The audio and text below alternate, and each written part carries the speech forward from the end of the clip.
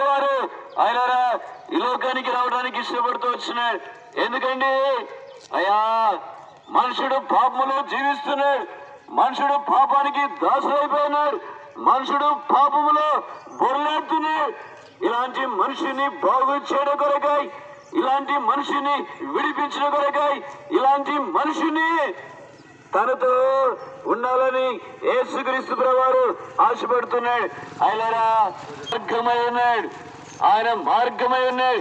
ఎక్కడికి దారి తీను లోకములో మనుషులు ఆయా మార్గాలు ఏర్పాటు చేసుకున్నారు. నేను కూడా వెళ్ళాలా పరలోకానికని మనుషులు ఏర్పాటు చేసుకున్న మార్గము ద్వారా ఏ మానవుడు కూడా పరలోకానికి వెళ్ళలేడు.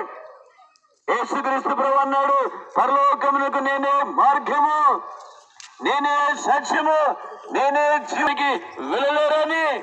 అయ్యా, ఎట్లా వెళ్ళాలనుకుంటున్నావు? నీకున్న ఆస్తి ద్వారా, నీకున్న కులం ద్వారా, నీకున్న డబ్బు ద్వారా వెళ్ళాలనుకుంటున్నావా?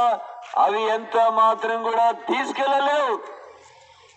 అర్థమవుతుంది కదా? ఉదయకాలం ప్రియుడా, ఈ లోకము శాశ్వతమైనది. ఏదున్నా, ఎంత ఉన్నా, ఎవరున్నా, ఎన్ని స్థితిగతులు కలిగి ఉన్నా ఒక దినాన విడిచిపెట్టాల్సిందే.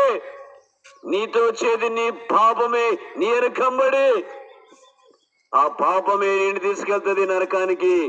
కనుక ప్రియుడా, ఆ స్థలానికి నువ్వు వెళ్ళకూడదని మా ప్రార్థన, ఆ స్థలానికి నువ్వు వెళ్ళకూడదని మా హృదయ వేదన. ఒరే కాలం ప్రియుడా, ఆలస్యం చేయొద్దు. నీకంటే చిన్నవారు, నీకంటే మంచివారు, నీకంటే ఆరోగ్యవంతులు చనిపోతున్నారు.